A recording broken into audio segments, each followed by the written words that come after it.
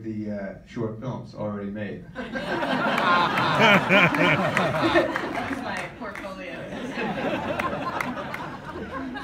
Mr. Hoffman, you, I want to ask you the same question, and just also, you know, as I understand it, you really dive deep into the skin of all the characters that you play, and I just wonder, when that being the case, when you see a guy like this character who's not the most, you know, pleasant guy for others to be around, it seems, you know, when you see that on paper, does that, you know, what are the considerations for you about whether or not to make that commitment to go so deep into somebody, even if it's such a guy who can be a bit repugnant? I didn't see him that way at all. No, I did research, you know, because it was, I had to find a lot of older, short Jewish artists to get a sense of what I wanted to do. The truth is that I got it at a point when I wasn't sure I wanted to work much anymore, because I'd gone through, luckily in my life, you know, I got leads, and suddenly you reach a certain age and you can't do that lead, but you can do the supporting actor part who, you know, who supports the lead. And then you get a little older and you can't even get that part anymore. And I had gotten, I think, about, I don't know, 3, 4 scripts in a row, and the course of, I don't know, a couple of months or something, my agent said, "Oh, you're gonna love this. You only have to shoot 4 days. You die of cancer or a heart attack or whatever." And I just, you know, then I get his script and I just started skimming it, and I see suddenly he has a tumor and he's, you know, practically out of the movie halfway through. And I didn't even read it. And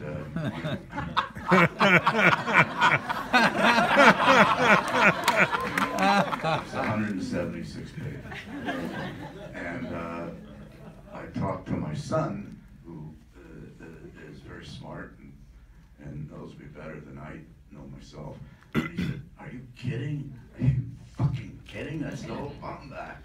And I said, "Well, you know," and he reads it, and he calls my agent, and my agent said he was going to call him, and they're both saying, you know, don't let him do this to himself again. So I agreed to meet on back, and I was in Los Angeles. And at some point you read it, though.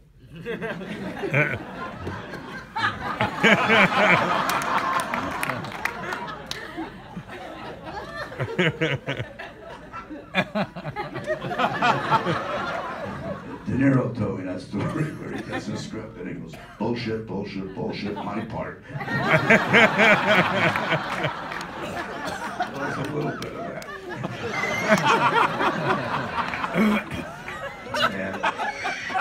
Holy shit. And we met, and he was in LA working or whatever, and we just hit it off. It was just, it didn't take long to realize that we had come from the same family, basically.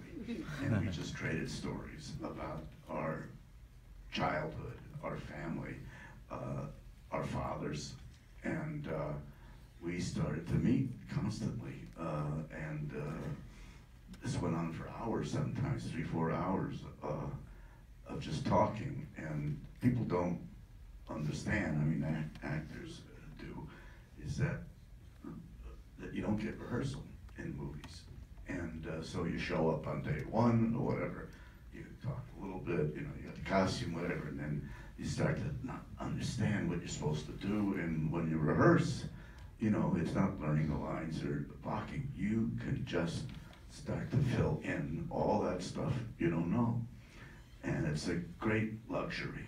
And that's what we did, and I think that's what they did. And unfortunately, you know, the studio is, "No, we're not going to let you do that. That means we have to hire the DP and the, you know, the sound person and the at a production, we can't be paying them while you're, you know, talking about what's my motivation. So there isn't a lot of rehearsal, and they don't know that you'd actually do better work if there was, and save time. But that was the gold, I think, for me and for all of us, is that you could talk to this guy, and at some point, I think Elizabeth's right, is that there was a feeling in the group, which is rare, and that is, we're working for an artist, and that was an extraordinary